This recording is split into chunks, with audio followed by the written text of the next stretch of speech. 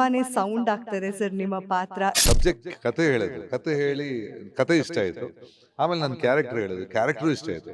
Part 2 ಈಗ ಜನ actual ಆಗಿ ಕಾಯ್ತಾ ಇದ್ದಾರೆ, ಯಾಕಂದ್ರೆ ಪಾರ್ಟ್ 1 ನೋಡಿದವರಿಗೆ ತುಂಬಾ ಇಷ್ಟ ಆಗಿರೋದು. ಲೀಡ್ ಯಾವತ್ತು ಕೊಟ್ಟಿದ್ಯೋ, ಬಟ್ ಇವತ್ತು ಜನ ದ ಎಕ್ಸ್ಪ್ರೆಷನ್ ಆಫ್ ಪೀಪಲ್ ನೋಡಿದ ತಕ್ಷಣ ತುಂಬಾ ತುಂಬಾ ಇಷ್ಟಪಟ್ಟಿದ್ದಾರೆ ಚಿತ್ರನ.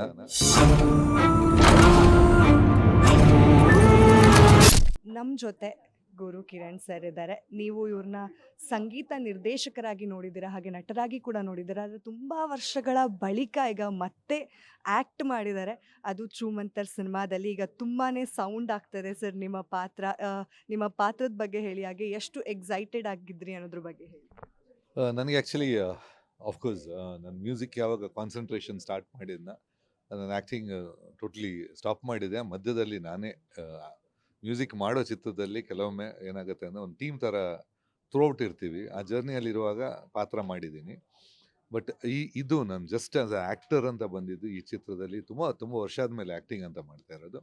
ಬಟ್ ಇದರಲ್ಲಿ ನಾನು ಸಂಗೀತ ಅಲ್ಲ, ಬರೀ ಆ್ಯಕ್ಟಿಂಗ್ ಮಾಡಿದೆ. ಒಂದು ಕಾರಣ ಡೈರೆಕ್ಟ್ರು ನವನೀತು.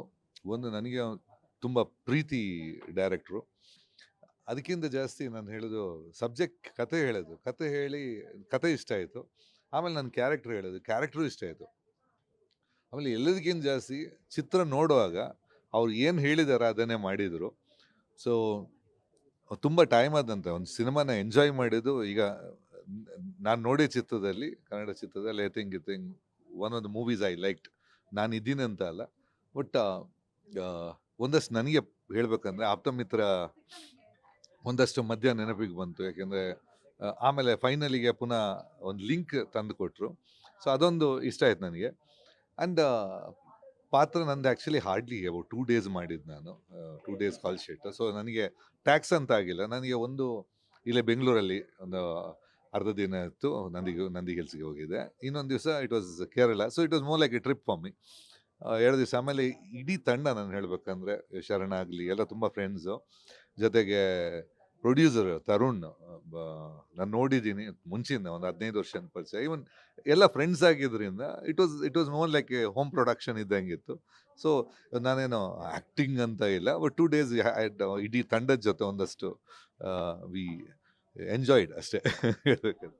ಸರ್ ಈಗ ನಿಮ್ಮಿಂದ ಕತೆ ಎಂಡ್ ಆಗತ್ತೆ. ಈಗ ಪಾರ್ಟ್ 2ಗೂ ನೀವೇ ತುಂಬ ಲೀಡ್ ಕೊಟ್ಬಿಟ್ಟಿದ್ದೀರಾ. ಪಾರ್ಟ್ 2ಗೆ ಈಗ ಜನ ಆ್ಯಕ್ಚುಲ್ ಆಗಿ ಕಾಯ್ತಾ ಇದ್ದಾರೆ, ಯಾಕಂದರೆ ಪಾರ್ಟ್ 1 ನೋಡಿದವರಿಗೆ ತುಂಬ ಇಷ್ಟ ಆಗಿರೋದು. ಸೊ ಈಗ ಪಾರ್ಟ್ 2 ಅಲ್ಲಿ ತುಂಬ ಜಾಸ್ತಿ ಕಾಣಿಸ್ಕೊಳ್ಳೋದ್ರಿಂದ ಏನೋ ಸ್ವಲ್ಪ ರಿವೀಲ್ ಮಾಡ್ತೀರೇನೋ ಅಂತ.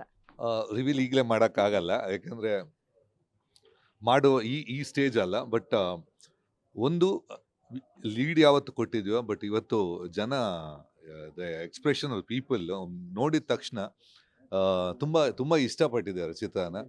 ಯಾಕೆಂದರೆ ಫ್ರೈಡೇ ಸ್ವಲ್ಪ ಸ್ಲೋ ಆಗಿ ಪಿಕಪ್ ಆಯಿತು, ಸ್ಯಾಟರ್ಡೇ ಜಾಸ್ತಿ ಇತ್ತು, Sunday it was total house full, all shows house full ಆಗಿತ್ತು. ಸೊ ಅಂದರೆ ಅದು ಒಂದು ತೋರಿಸ್ತಾ ಇದೆ, ಓಕೆ ಜನಗಳು ಒಪ್ಕೊಂಡಾಯ್ತು ಇದನ್ನು. ಡೆಫಿನೆಟ್ ಆಗಿ ಹ್ಯಾಪಿ. ಒಂದು ಅಂದರೆ ವರ್ಷದ ಮೊದಲ ಚಿತ್ರ ಇದು, ಮೊದಲ ವಾರದಲ್ಲಿ ಬಂದ ಚಿತ್ರ. ಇದು ಒಂದೇ ಬಂದಿದೆ ನಂಗೆ ಗೊತ್ತಿಲ್ಲ, ಬಟ್ ಯೂಶ್ವಲಿ 2-3 ಬರ್ತಾ ಇರುತ್ತೆ. ಬಟ್ ಫಸ್ಟ್ ವಾರದಲ್ಲಿ ಬಂದ ಚಿತ್ರ ಈ ಥರ ಸಕ್ಸಸ್ ಆಗೋದು ಒಂದು ಕನ್ನಡ ಇಂಡಸ್ಟ್ರಿಗೆ ಒಳ್ಳೆ ಹೋಪು. 2025 ಚೆನ್ನಾಗಿರುತ್ತೆ ಕನ್ನಡ ಇಂಡಸ್ಟ್ರಿಗೆ. ಸರ್ ಹಾಗೆ ಇವಾಗ ಸಕ್ಸಸ್ ಮೀಟಲ್ಲೂ ಹೇಳ್ತಾ ಇದ್ರು, ಗುರು ಕಿರಣ್ ಅವರು ಯಾವ ಸಿನಿಮಾದಲ್ಲಿ ಇರ್ತಾರೆ ಆ ಸಿನಿಮಾ ಫುಲ್ ಹಿಟ್ ಆಗುತ್ತೆ, ಗುರುಬಲ ಅಂತ ಹೇಳಿ. ಅದ್ರ ಬಗ್ಗೆ ಏನು ಹೇಳ್ತೀರಾ? ಇಲ್ಲಪ್ಪ, ಆ್ಯಕ್ಚುಲಿ ಏನಂದರೆ ಅದಕ್ಕೆ ಇಟ್ಸ್ ಅ ಲಕ್ ಫ್ಯಾಕ್ಟರು. ನಮ್ಮ ಕೈಲಿ ಲೆಕ್ಕಿದ್ರೆ ಪ್ರತಿಯೊಂದು ಪಿಕ್ಚರ್ ಆಗಬೇಕಿತ್ತು. ಬಟ್ ಆ್ಯಕ್ಚುಲಿ ನಾನು ಆ್ಯಕ್ಟಿಂಗ್ ತುಂಬ ಕಮ್ಮಿ ಮಾಡಿದ್ದು. ಏನಾಗುತ್ತೆ ಅಂದರೆ ಸಬ್ಜೆಕ್ಟ್ ಕೆಲವೊಮ್ಮೆ ಇಷ್ಟ ಆಗುತ್ತೆ, ಓಕೆ ಮಾಡೋಣ ಅಂತ ಅನಿಸುತ್ತೆ. ಬಿಟ್ಟರೆ ಇಲ್ಲ ಬೇರೆ ಏನೋ ನಾವು ಮಾಡಿದೆ ಅಂತಲ್ಲ. ಬಟ್ ಯೂಶ್ವಲಿ ಏನಾಗಿತ್ತು, ಉಪೇಂದ್ರ ನಾವು ಜರ್ನಿ ಅಂದರೆ ಒಂದು ಶೂಟಿಂಗ್ ಜೊತೆಗಿರುವಾಗ ನಾವು 1 ವರ್ಷ ಜೊತೆಗಿದ್ವಿ. ಉಪೇಂದ್ರ ಟೈಮಲ್ಲಿ ಜೊತೆಗೆ ಅಂದರೆ 1 ವರ್ಷ ಥ್ರೂಔಟ್ ಜೊತೆಗೆ ಇರೋದು, ಮನೆಗೆ ಹೋಗೋದು ಇರಲಿಲ್ಲ ಆಗ. ಥ್ರೂಔಟ್ ಇದರಲ್ಲಿದ್ವಿ. ಆಗ ಏನಾಗುತ್ತೆ, ಮಧ್ಯದಲ್ಲಿ ಒಂದು ಕ್ಯಾರೆಕ್ಟರ್ ಮಾಡು ಅಂತ ಹೇಳಿದ ತಕ್ಷಣ ಓಕೆ ಮಾಡೋಣ ಅಂತ ಆಯಿತು. ಯಾವತ್ತು ನಾನು ಬ್ಯುಸಿ ಆಗ್ತಾ ಬಂದ, ಆಮೇಲೆ ಆಫರ್ಸ್ ತುಂಬ ಬಂದಿತ್ತು. ಇವನ್ ನನಗೆ ರಾಮು ಅವ್ರು ಲೀಡ್ ಮಾಡೋಕ್ಕಂತ ಹೇಳಿದ್ರು. ಬಟ್ ಆ ಟೈಮಲ್ಲಿ ತುಂಬ ಬ್ಯುಸಿ ಇದೆ ಮ್ಯೂಸಿಕಲ್ಲಿ. ಆಮೇಲೆ ನನಗೆ ಹಾರ್ಟ್ ನಿಜ ಹೇಳಬೇಕಂದ್ರೆ I love music more. So ಇದರಲ್ಲಿತ್ತು. ಬಟ್ ಇದು ಅಷ್ಟೇ, ಇದು ನನಗೆ ಇಟ್ಸ್ ಮೋರ್ ಮನೆಯವ್ರ ಥರ, ಫ್ರೆಂಡ್ಸ್ ಅವರು ಎಲ್ಲ ಫ್ರೆಂಡ್ಸು, ಇಡೀ ಟೀಮು.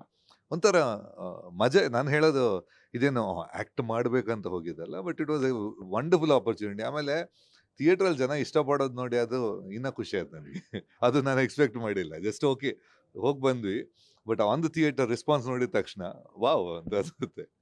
ಈಗ ನೀವು ಎಲ್ಲರಿಗೂ ಲಕ್ ಫ್ಯಾಕ್ಟರ್ ಆಗಿರೋದ್ರಿಂದ ಇನ್ನಷ್ಟು ಸಿನಿಮಾಗಳಲ್ಲಿ ಅವಕಾಶ ಸಿಕ್ಕರೆ ಕಾಣಿಸ್ಕೊಳ್ತೀರಾ ಹೇಗೆ ಅಂತ? ಇಲ್ಲ, ನಾಟ್ ಶ್ಯೂರ್, ಅದೇನು ಅನ್ಕೊಂಡಿಲ್ಲ ನಾನು. ಇದು ಹಂಗೆ ಹೋಗಿದ್ದು, ಸೀರಿಯಸ್ ಆಗಿ ಏನು ಅನ್ಕೊಂಡಿಲ್ಲ. ಬಟ್ ಅಫ್ಕೋರ್ಸ್ ಈಗ ಟೀಮ್ ಚೆನ್ನಾಗಿದ್ರೆ, ಈಗ ಅಷ್ಟೇ ಫಿಲ್ಮ್ಸ್ನ ನಾನು ಮಾಡ್ತಾ ಇರೋದು. ನಾನು ಆ್ಯಕ್ಚುಲಿ ಇಂಡಸ್ಟ್ರಿಗೆ ಸ್ಟಾರ್ಟಿಂಗ್ ಬಂದಾಗ ನಾನೇನು ದುಡ್ಡು ಮಾಡೋಕೆ ಅಥವಾ ಕಮರ್ಷಿಯಲಿ ಮಾಡೋಕ್ಕೆ ಬಂದಿದ್ದಲ್ಲ. ಒಂದು ಪ್ಯಾಷನ್ ಇದೆ ಒಳಗೆ, ಒಂದಷ್ಟು ಆಸೆ ಆಕಾಂಕ್ಷೆಗಳು ಒಂದಷ್ಟು ಇದೆ, ಏನೋ ಮಾಡಬೇಕು ಅಂತ ಹಂಗೆ ಬಂದಿದ್ದು ನಾನು. ಇದರಲ್ಲಿ I don't have any much dreams ಏನೋ, ಬಟ್ ಎಲ್ಲಿ ಖುಷಿ ಸಿಗುತ್ತೆ ಅಲ್ಲಿ ಇರ್ತೀನಿ ನಾನು. ಹಾಗೆ ಜಾರ್ಜ್ ಮಾರ್ಗನ್ ಬಗ್ಗೆ ಹೇಳಿ. ಜಾರ್ಜ್ ಮಾರ್ಗನ್ ಅದ್ರ ಕತೆ ಕರೆಕ್ಟ್ ಗೊತ್ತು ನನಗೆ. ಯಾಕೆಂದ್ರೆ ಹೇಳಿದ್ದೀನಿ ನಾನು ಫಿಲ್ಮಲ್ಲಿ. ಐ ಥಿಂಕ್ ಜಾಸ್ತಿ ರಿವೀಲೇಷನ್ ಚೆನ್ನಾಗಿರಲ್ಲ, but it's a strong character. ನಾನು ಹೇಳಬೇಕಂದ್ರೆ ಬ್ರಿಟಿಷ್ ಆಫೀಸರ್ಸಲ್ಲಿ ಇಂಡಿಯನ್ ಆಫೀಸರ್ಸ್ ಇದ್ದರು. ಆಮೇಲೆ ಆ ಟೈಮಲ್ಲಿ ಅವರು ಮಾಡ್ತಾ ಇದ್ದ ಲೂಟಿ, ಯಾಕೆಂದರೆ ಭಾರತನ 200 ವರ್ಷ ಲೂಟಿ ಮಾಡಿ, ಇನ್ನು ನನ್ನ ಲೆಕ್ಕದಲ್ಲಿ ಅದನ್ನು ರಿಕವರ್ ಮಾಡೋಕ್ಕೆ ಇನ್ನೂ 100 ವರ್ಷ ಬೇಕಾಗುತ್ತೆ, ಮತ್ತೆ ಭಾರತ ಸ್ಟ್ರಾಂಗ್ ಆಗೋಕ್ಕೆ. ಈಗ ಹೋಗ್ತಾ ಇದೆ, ಗ್ರಾಫ್ ಮೇಲಕ್ಕೆ ಹೋಗ್ತಾ ಇದೆ, 5th ಬಿಗ್ಗೆಸ್ಟ್ ಇಕಾನಮಿ ಅಂತ. ಸೊ ಒನ್ ಟೈಮಲ್ಲಿ ವರ್ಲ್ಡ್ ನಂಬರ್ 1 ಇಕಾನಮಿ ಆಗಿದ್ದು ಭಾರತ. ಸೊ ಇದರಲ್ಲಿ ಆ ಪೋರ್ಷನ್ ತೋರಿಸಿದ್ದಾರೆ. ಅಂದರೆ ಯಾವ ಲೆವೆಲಲ್ಲಿ ಲೂಟಿ ಮಾಡ್ತಾಯಿದ್ರು, ಆ ಲೆವೆಲ್ ಅವ್ರ ಪೋರ್ಷನ್ನು ಕಟ್ ಮಾಡಿ ಇಟ್ಟಿದ್ದು ಎಷ್ಟಿರ್ಬೋದು ಅಂತ. ಯಾಕೆಂದರೆ ಆ ಟೈಮಲ್ಲಿ ಕಂಪ್ಲೀಟ್ ಲೂಟಿ ಮಾಡಿ ಯಾವುದು ಶಿಪ್ಗಳಲ್ಲೇ ಇಲ್ಲಿಂದ ಚಿನ್ನ ಬೆಳ್ಳಿ ವಜ್ರಗಳನ್ನು ತಗೊಂಡೋಗ್ತಾಯಿದ್ರು. ಸೊ ಅದರಲ್ಲಿ ಒಂದಷ್ಟು ಆ ಸ್ಮಾಲ್ ಗಿಮಿಕ್ ಇದೆ. Might be the second part will reveal more. ನೋಡಿದ್ರಲ್ಲ, ಈಗ ಏನಾದರೂ ನೀವು ಗುರು ಸರ್ನ ನೋಡಬೇಕು ಇನ್ನೊಂದು ಸ್ವಲ್ಪ ಹೊತ್ತು ಅಂದರೆ ನೀವು ಪಾರ್ಟ್ 2ಗೆ ಕಾಯಲೇಬೇಕಾಗಿದೆ. ಅಷ್ಟು ಮೋಡಿ ಮಾಡ್ತಾ ಇದೆ ಈ ಜೀವಮಂತರ್ ಸಿನಿಮಾ. ಇದೇ ಹೊತ್ತಿನ ಸ್ಪೆಷಲ್ ಸ್ಟೋರಿ. ನೋಡ್ತಾ ಇರಿ guarantee news. Camera person Giribabu ಜೊತೆ ಚಂದನ. ಗ್ಯಾರಂಟಿ ನ್ಯೂಸ್, ಸುದ್ದಿ ಖಚಿತ, ನ್ಯಾಯ ನಿಶ್ಚಿತ.